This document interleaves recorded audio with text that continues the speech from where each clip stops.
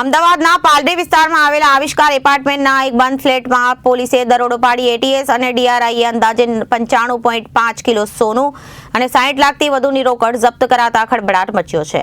બંને એજન્સીએ પૂર્વ બાતમીના આધારે દરોડો પાડતા મસમોટો મુદ્દામાલ મળ્યો છે.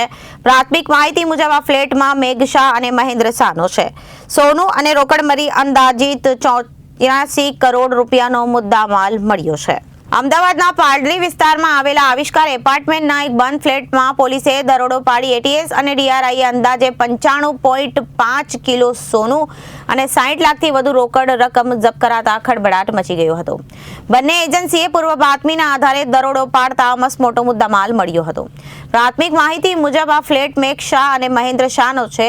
સોનું અને રોકડ મળી અંદાજે 84 કરોડ રૂપિયાનો મુદ્દામાલ મળ્યો હતો. હાલ બંને એજન્સી દ્વારા વધુ તપાસ ચાલી રહી છે અને ફ્લેટ નીચે પોલીસ બંદોબસ્ત પણ ગોઠવી દેવામાં આવ્યો છે. આ ફ્લેટની માલિકી કાલોલની એક મહિલાની હોવાથી તે ભાડે આપી હોવાનું જાણવા મળ્યું હતું. Bureau report, Janadesh news.